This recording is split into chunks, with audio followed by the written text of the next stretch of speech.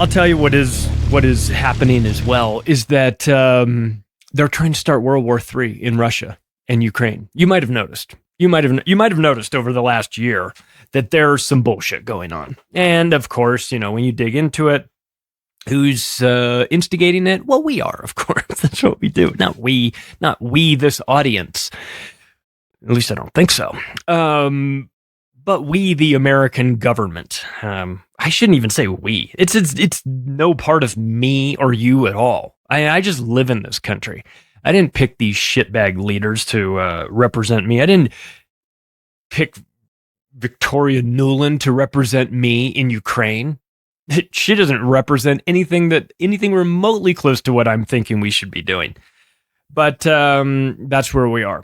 And part of the reason why we are where we are with regard to the Russia-Ukraine situation is that America and its allies and its consortiums, we need a boogeyman. We've always got to have a bad guy, and it's not just us necessarily. It's just sort of the world stage, when there's no global communism, the West finances global communism. So there is an enemy to fight against, so because so much happens during wars. Money is made and lost, territory is gained and given up, rules change, chaos, obviously death and destruction, a lot of money being made, a lot of people go missing, a lot of bodies get buried, a lot of problems get buried.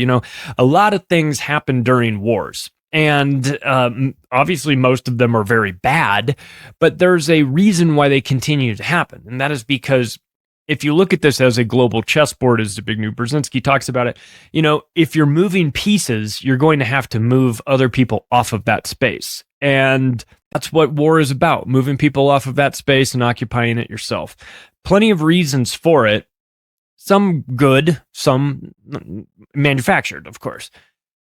But when it comes to the problems that the United States sticks its neck into or sticks its nose into, they're all self-induced. These are all problems that wouldn't exist unless we created them. And one of the groups that is at the forefront of creating problems around, well, let's just call it Europe, Eurasia, would be NATO. And NATO is a terrorist organization. It is an acronym, of course, so it's important. North Atlantic Treaty Organization, started in 1949. Obviously, in the aftermath of World War II, you had a concept. They decided that they were going to be defending the free world against communist aggression. Sounds good, right? Communist aggression. You mean the communist aggression that helped you win World War II?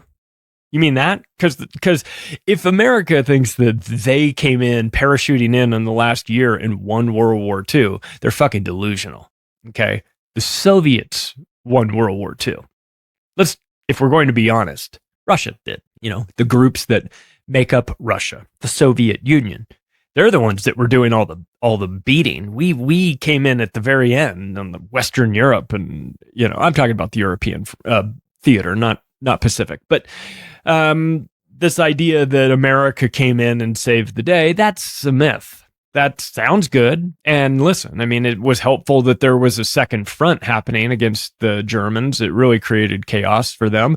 They were getting their asses handed to them in the East after Stalingrad went awry. And after they failed to secure the oil fields in Azerbaijan, which was a strategic blunder, of course, they started to get pushed back. And then we came at them from the other side. We again, like I'm out there doing anything. The United States military came at them from another side, and then the war ended, right? So then the major problem with NATO, the major problem that the West had was, okay, we just got rid of the Germans, right? We got rid of this Nazi Third Reich. And we should be happy, right? The war is over. We should be celebrating, and it should be a really great period of peace. And it immediately turned into paranoia.